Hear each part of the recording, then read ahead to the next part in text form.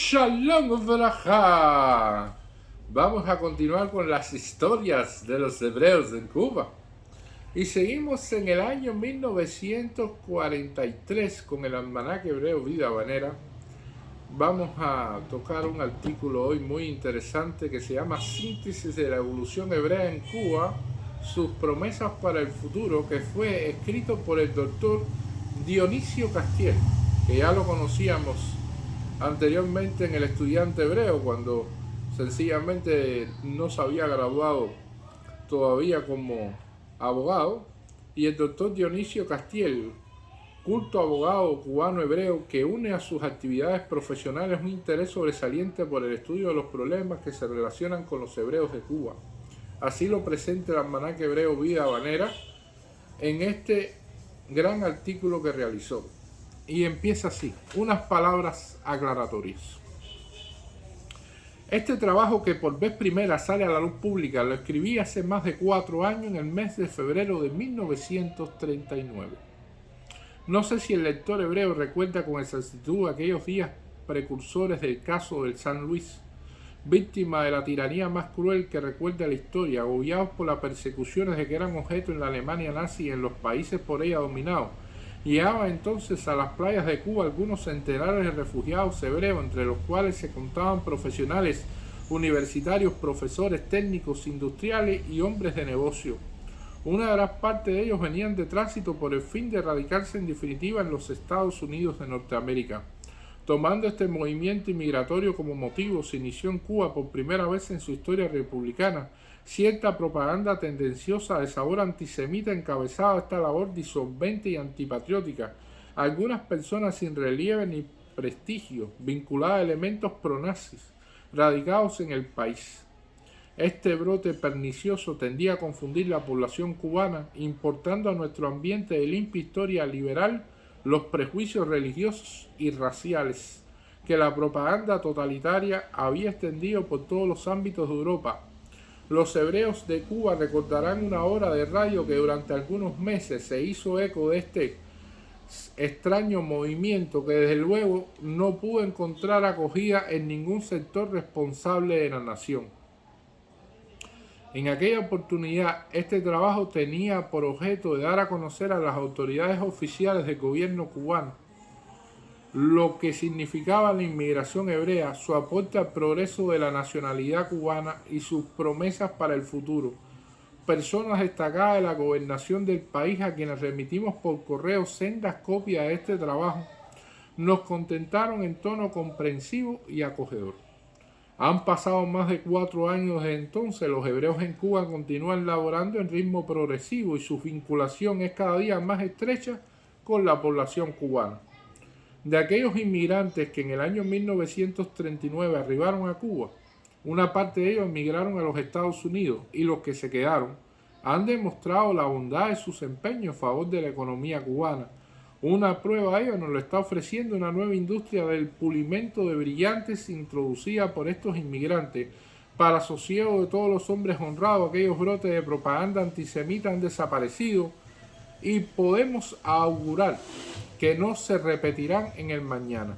El futuro de Cuba está vinculado a su pasado de hondas tradiciones liberales y encontrará la paz que ansía a todos sus hijos en el camino trazado de la Carta del Atlántico unida de intereses ideales a las democracias del mundo. En este camino que nos conduce al mañana, los hebreos de Cuba sabrán cumplir con su deber, valiéndose de los instrumentos del trabajo. Introducción. Los movimientos migratorios de los hebreos constituyen un fenómeno universal, acogido por los siglos, por las naciones y por la civilización, como determinismo de un pueblo movido a impulsos de imperativos históricos. Precisa, sin embargo, detenernos en la causa de la emigración hebrea actual. No es aquella que induce a los hijos de un país pobre a la búsqueda de aventuras y riquezas en otros países que consideran florecientes. Los hebreos alemanes y en general los hebreos de todos los países totalitarios gozaban de modestos acomodamientos. Largas décadas de estudio y trabajos le pusieron de grata seguridad en la nación que consideraban propia, porque ahí habían nacido y cultivado sus hogares. Alemania no puede negar, y con ella toda la Europa, el aporte hebreo a su periodo de florecimiento científico y económico. La misma gran nación estadounidense encontró en los hebreos igual cooperación moral, inteligente y laboriosa que impulsó su prodigioso desarrollo. Y aquí una política facciosa y antisocial que pretende inculcar a los hebreos de todos los males y derrotas de la Europa decadente. Toda la opinión sensata y culta del mundo civilizado ha levantado su voz de protesta contra el régimen de la barbarie que invoca el engaño y la mentira para envenenar las conciencias honradas. Cuba, generosa y humanitaria, ha fundido ya su voz en este clamor universal. En el presente trabajo nos proponemos vaciar un bosquejo de la situación actual de los hebreos a fin de que las autoridades cubanas aprecien en su contenido, como en medio de su desventura, lo que ellos piensan en Cuba y en las garantías que su actual gobierno ofrece a los hombres de buena voluntad que pacíficamente se proponen acogerse a las características y universalmente conocida hospitalidad cubana. 2. La breve historia de la inmigración hebrea en Cuba. La inmigración hebrea adquiere relativa significación en Cuba después de la terminación de la Gran Guerra. Sin embargo, como apunte curioso, consignemos la presencia de la raza hebrea a través de toda la historia insular. Datos recientemente adquiridos demuestran que en los primitivos colonizadores de la isla se encontraban hebreos que, perseguidos en la península por los tribunales de la Inquisición, buscaban un refugio seguro en las tierras vírgenes e inexploradas de América. Las viejas crónicas de la colonia durante los siglos XVII y XVIII constatan en sus páginas frecuentes autos de fe en los que las víctimas propiciatorias resultaban ser personas acusadas de judaizantes. Aún en las guerras de independencia sigue el rastro de los hebreos. Un guerrero esforzado por las luchas emancipadoras, el general Roloff, fue un hebreo de Polonia. Durante la guerra hispano-norteamericana, entre las filas de voluntarios que acompañaron a Theodore Roosevelt, se encuentra un gran número de hebreos estadounidenses, algunos de los cuales regaron con su sangre los campos de Cuba. Poco después de fundarse la República, se constituye en el año 1904 la primera agrupación denominada la United Hebrew Congregation e integrada por hebreos en su mayoría de origen norteamericano. Más tarde, en el año 1916, fue fundada la Asociación Unión Israelita Shevet Ahim, en la que se agruparon los hebreos de la rama sefaradí o española. 3. El incremento de la inmigración hebrea. La Gran Guerra, que produjo un desquiciamiento general en la vida de Europa, provocó la inmigración hacia América de grandes contingentes de hebreos. Entre estos llegaron a Cuba con su ansia incontenible de paz y trabajo, después de haber sufrido como protagonista el drama angustioso de guerras y revoluciones. Al principio del año 1924 se constituye el Centro Hebreo, que fue el germen institucional, más tarde Centro Israelita de Cuba. Ambas instituciones desempeñaron una misión importantísima al encomendarse la tarea de proteger al inmigrante que, desconociendo el idioma y sin recursos, llegaba a Cuba con la esperanza no disimulada de alcanzar al fin un refugio seguro. Se constituyó un banco de refacción y préstamo gracias a la ayuda económica prestada por las instituciones filantrópicas de los hebreos en los Estados Unidos de Norteamérica. Desde el año 1922 hasta 1926, los inmigrantes hebreos que carecían de recursos recibieron, según cálculos aproximados, la inyección económica de cerca de 100.000 pesos. La contribución de los hebreos al desarrollo industrial del país. Puede considerarse, sin temor a caer en hipérboles, que los hebreos en Cuba laboraron con inusitados entusiasmos. En menos de 20 años de permanencia en el país, su obra es sencillamente sorprendente. Tiene singular importancia su aporte, no por modesto menos valioso, al desarrollo de la economía nacional. Los hebreos han creado pequeñas industrias, algunas de las cuales eran desconocidas hasta entonces en Cuba. Han evitado con ello la importación de algunos productos extranjeros que provocaban todos los años la salida de excesivo numerario. Las actividades de los hebreos se diversificaron prodigiosamente, levantaron fábricas y talleres de las ramas de producción más diversas, entre las que se encuentra la de zapatos, camisas, corbatas, medias, tejidos, tenerías, perfumes, muebles, espejos, botones, etc. Merecen mención especial la industria del calzado, confecciones y tejidos, de los cuales casi el 80% de las existentes han sido fomentadas por hebreos. Robustecieron además el comercio del país que persistía en los hebreos en antiguos moldes de la colonia. Sus establecimientos y casas de comercio han acelerado el ritmo comercial. Abundan cederías, tiendas de tejidos, de quincallas, bodegas, café, panaderías, restaurantes, tiendas mixtas, tintorerías, etc. Carecemos de datos estadísticos que nos den a conocer en detalle la contribución de los hebreos a la vida económica de la nación. Sin embargo, a ejemplo de orientador, ofreceremos algunos datos estadísticos que obran en nuestro poder. En diciembre del año pasado, el doctor Juncadellas, director de la Delegación de Salud y Maternidad Obrera de la provincia de La Habana, rindió a la superioridad un valioso informe que nos puede servir de índice aclarador. Hace referencia el mismo a la contribución de los comercios e industrias de hebreo en la provincia de La Habana al Fondo de Salud y Maternidad Obrera durante el año de 1937. Según dicho informe, el monto de las nóminas ascendía a la cantidad de 1.773.202 pesos. Solo las industrias de confecciones, calzados y tejidos ofrecían una nómina de cerca de 1.000.000 de pesos. Esta estadística se refiere, como dijimos antes, solo a la provincia de La Habana. Téngase en cuenta, por otra parte, que más del 90% de los obreros y empleados son cubanos nativos.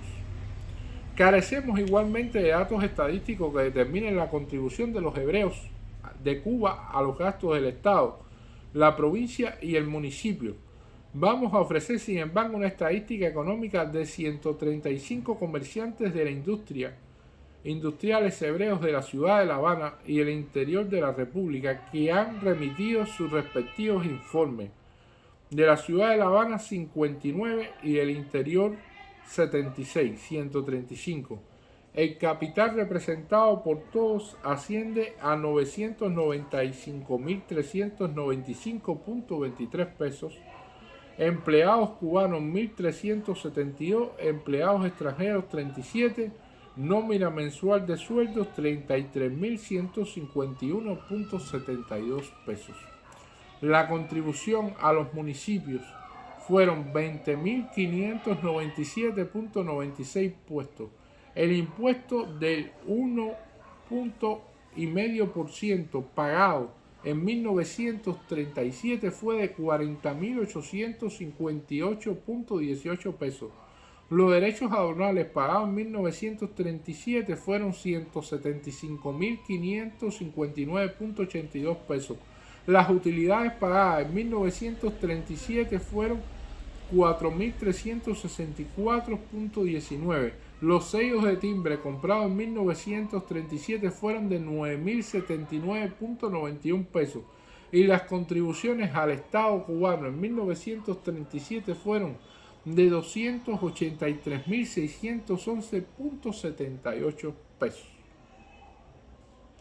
Las instituciones creadas por los hebreos para el mejoramiento social, los centros benéficos y escuelas, prensa y cultura.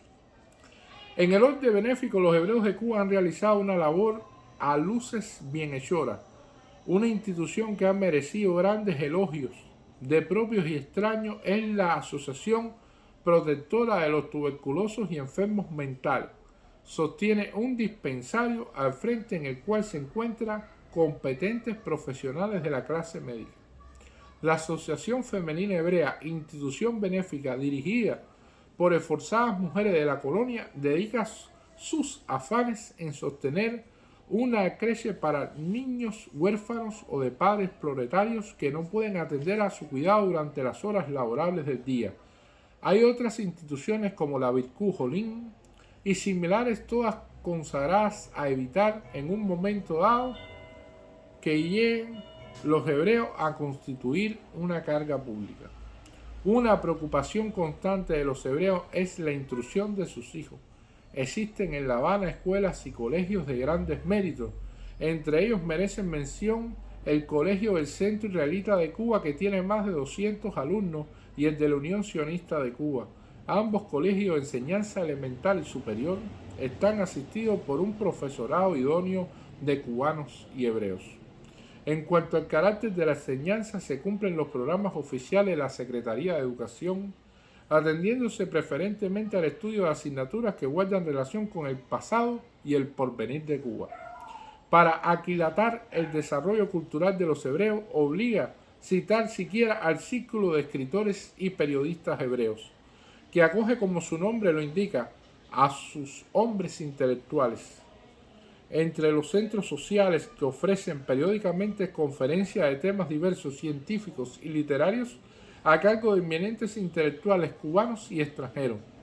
Digamos algo de la prensa y en general de la producción intelectual de los hebreos en Cuba. Sería de gran interés indicar toda la trayectoria de la prensa hebrea, pero la necesaria concisión de este trabajo nos obliga a hacer simples apuntes. La labor de la prensa hebrea de Cuba, aunque modesta, ofrece singular importancia. Desde el año 1928 a 1930 se publicó una revista mensual en idioma yiddish titulada Oifgan, Aurora, de carácter social y literario. En el año 1929 salió a la luz pública una revista mensual editada en castellano, se denominaba El Estudiante Hebreo, y era dirigida en su totalidad por estudiantes hijos de hebreos, la mayoría de los cuales o bien habían nacido en Cuba o en todo caso recibieron la enseñanza elemental y superior en este país. Un estudioso de los problemas sociales encontraría un material en extremo interesante en los trabajos publicados en esta revista, que pudo salir a la luz pública durante 13 meses. En ellos se aprecia al punto los nobles ideales que animaban a aquellos jóvenes hebreos, sin perder la influencia espiritual que percibieron de sus padres. Se manifestaba al mismo tiempo un sentimiento amoroso hacia Cuba, que veían como su patria, porque en ella habían crecido y en ella estudiaban. Más tarde, en el año 1932, empezó a publicarse la revista semanal Vida Habanera. En la actualidad se edita en forma del periódico bisemanario, en el que se colaboran destacados escritores cubanos y hebreos. Este periódico, dirigido por el joven laborioso e inteligente señor Kaplan, se edita en yiddish, aunque los números extraordinarios incluyen secciones en español. Únicamente ha salido a la luz pública una revista mensual titulada Páginas Cubanas de carácter literario. Complemos citar ahora como índice de la labor intelectual algunos escritores hebreos que ellos han publicado en Cuba obras inspiradas en motivos del país. Entre ellos, en primer lugar, el señor Eliezer Aronofsky, que ha publicado 3 libros de versos de franca ascendencia criolla, a pesar de que están escritos en idioma extraño. Su poema Amaseo ha sido pulcramente traducido al castellano por el poeta cubano Andrés de Piedrabueno. Otro poeta hebreo que ha escrito sobre temas cubanos, el señor Oscar Pinis, ha escrito un libro de versos titulado Atuey, que ha merecido generales elogios de la crítica extranjera. Por último, citemos al señor Dubelman, joven intelectual de grandes inquietudes literarias, que ha publicado un libro en prosa titulado En Tierras Cubanas. Toda esta producción literaria de notoria influencia ambiental demuestra elocuentemente que, a despacho de propagandas interesadas del hebreo, actual responde solidariamente al grupo social en que convive. En el campo de la pintura también se ha destacado la nueva generación hebrea de Cuba. Basta citar a este respecto el señor Simho Glesser, alumno eminente de la Escuela de San Alejandro, cuyos cuadros de alto valor artístico han merecido la crítica enaltecedora del maestro Leopoldo Romanach y el señor Armando Marigona. La actual población hebrea, la contribución de instituciones norteamericanas en pro de los refugiados. No existe un censo de la población hebrea de la isla.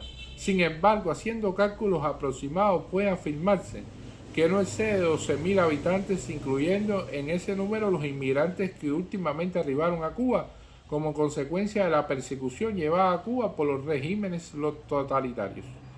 En cuanto a estos hebreos refugiados, conviene dejar aclarado que por distintos factores no pueden devenir en carga pública. En verdad que una parte de ellos vinieron sin recursos económicos, pero este inconveniente se ha salvado gracias a la contribución de diversas instituciones de los Estados Unidos de Norteamérica. Entre ellas sobresale la United Coordinate, que ha iniciado una campaña general en los Estados Unidos tendiente a lograr un fondo de 5 millones. El GIAS of New York, que cuenta ya con muchos años de activa y continuada labor, y por último el Joint Relief Committee, institución meritísima que viene realizando una labor digna de los mayores encomios a favor de los refugiados hebreos, atendiendo en forma organizada todas sus necesidades. Por concreto de estas instituciones, en estos últimos tiempos se ha recibido ya más de 200.000 pesos. En el próximo capítulo continuaremos este informe completo que nos da el querido doctor Dionisio Castiel. Muchas gracias.